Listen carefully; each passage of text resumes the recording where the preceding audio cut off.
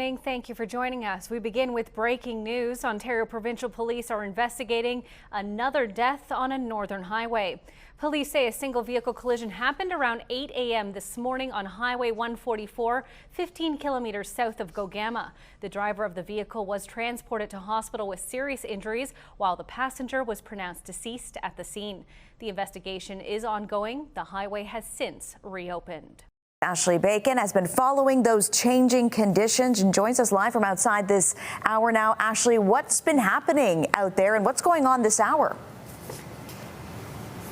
Well, Alex, I don't know if you can see the flags behind my shoulder there, but it is rather windy out and there is still a bit of snowfall that's coming down.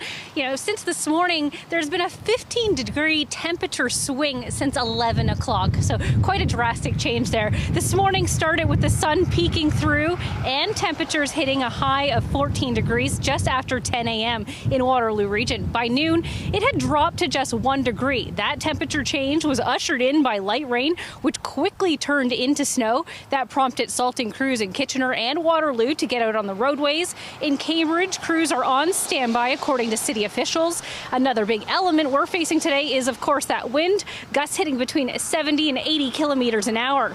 Now, some residents we caught up with say the key is to dress in layers. I just put extra in my car. I put a summer jacket or a winter coat. Either way, boots. That's why I've got this on, and now I feel like I need my winter coat, right? It's so different now because like I go out, it's fine. I walk home from a gym and it's like freezing. It's snowing. Exactly. You know, it's a crazy switch. And crazy then fast. it's supposed to get like warmer later and stuff like that. That's actually crazy. Like the weather changing so drastically, so fast. Also, it's crazy. Now, Environment Canada says the winds should start to ease up tonight and into tomorrow. But Alex, I think the big question is, everyone asking, is when the sun and above seasonal temperatures will return. Yeah, definitely a question on many people's minds right now. Ashley Bacon joining us live out there this hour. Thank you. First timers out to donate, and CTV's Ashley Bacon tried it out. In Sudbury, there are about 2,700 regular donors of plasma, but Canadian Blood Services says the need is much greater. We need about 5,000 donors in Sudbury. We have a very small donor base, but very committed donors. Officials say although a lot of people think about signing up for blood donations, getting first-time donors for plasma isn't as easy. It's actually the same as donating blood. The process is very, very similar. The only difference is that we're only taking your plasma. So we don't take your red cells or your iron. And so what we do is when we take the plasma, you're able to give every 6 days because it's that easy on your body to give. A lot of confusion comes from residents not understanding the importance of plasma and why it is needed, as well as who can and cannot donate. Even if you're on medications, most medications are acceptable for plasma. People with diabetes might think they're ineligible. They are eligible. People who've had cancer before can donate. So the eligibility requirements have really opened up. Plasma can be used by all patients, unlike blood, which you need to have a matching type. So frequent donors are happy to give regularly. I feel very comfortable in giving it. I've done it so often now that it's nothing scary. And nobody should be scared of donating because it helps. If people only knew that plasma is almost more important than whole blood. And even for first-timers like me, what better way to see what it's all about than to roll up a sleeve and give it a try.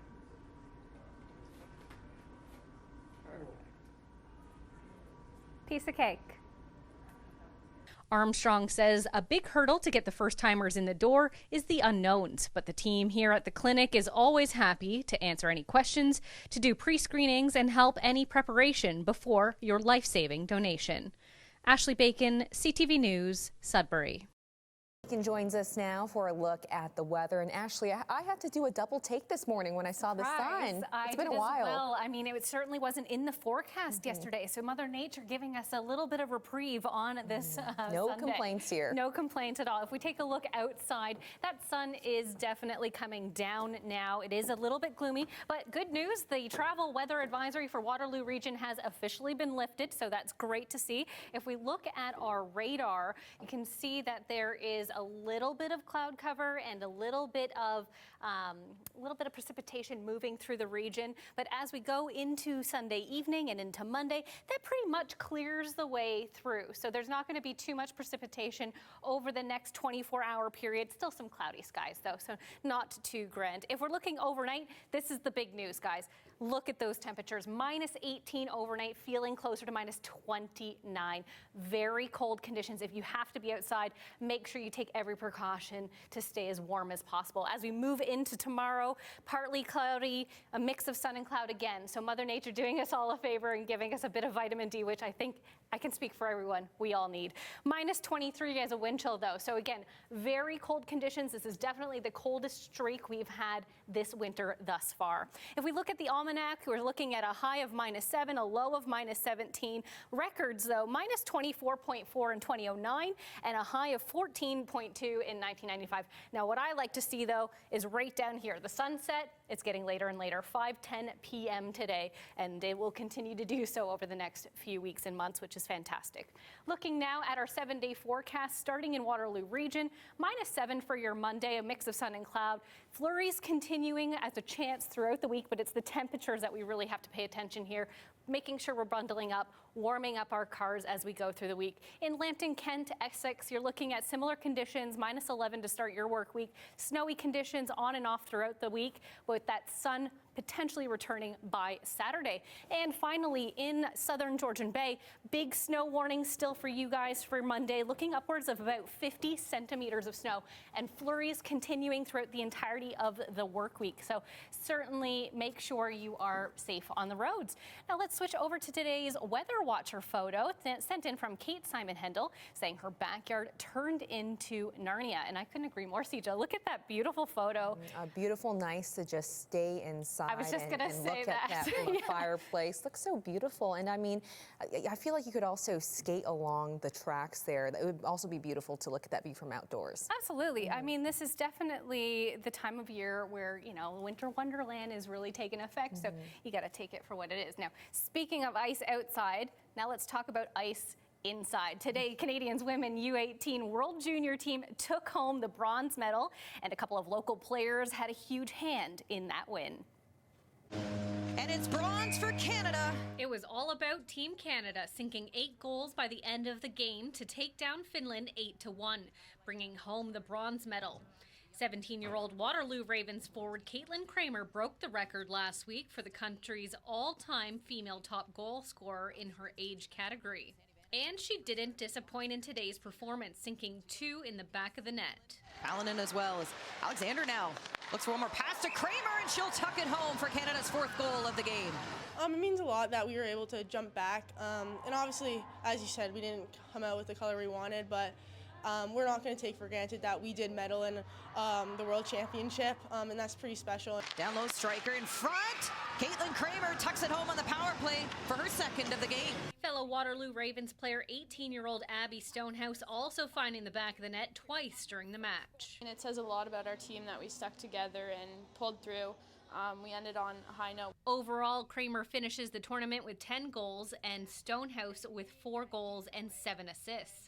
The unique opportunity that we had, obviously, in losing the semi was that we got to end on a high note, and that was the focus. Of course, Abby Stonehouse's performance outstanding from Bloodman, Ontario. She'll accept her award. And Reese Logan, the Pride and Joy Burlington. Both girls are teammates on the Waterloo Ravens and will return to the team now that the tournament is wrapped. This will be their last time competing for the U18 team. Stonehouse is going to Penn State University next year, while Kramer will be at the University of Minnesota, Duluth. Ashley Bacon, CTV News, Kitchener. I'm Ashley Bacon. Here's what's coming up on CTV News. Somber tributes to a fallen police officer in the Sioux as residents pay respects. Ontario Provincial Police are investigating the region's 7th fatal ATV collision in the last 2 months. Runners and walkers gathered in Sudbury for the annual Fox Run, and Bush Plain Days are back in the Sioux. All this coming up on CTV News tonight. Ashley Bacon is following that for us and joins us live with more this evening. Ashley, this round of suspension orders are targeting elementary school students. Yes, Alex, over 18,000 elementary students received a notice letting families know that they'll have 6 weeks to update vaccination records or students will be suspended on March 27th. More than 27,000 notices were initially issued in November and December. Since then, the region has been running vaccination clinics so students can get up to date on routine vaccines like measles, mumps, chickenpox, and rubella. Public Health noting that during the pandemic, they saw an overall decline in vaccine coverage rates in school-aged kids. Of the 18,000 orders issued by Public Health, officials say 2/3 just need their records updated online, while around 1/3 will need to get an actual vaccine administered or an exemption issued. The region's medical officer of health saying there has been an increase in preventable outbreaks. We are seeing that there are increased numbers of vaccine preventable illnesses that are happening again in Canada, and that can lead to outbreaks. And so we do need to ensure that our immunization rates overall are high enough to prevent those outbreaks. The intent is not to suspend children. The intent is to raise the level of immunization among children to protect them from these vaccine preventable diseases, which we are unfortunately starting to see more of now.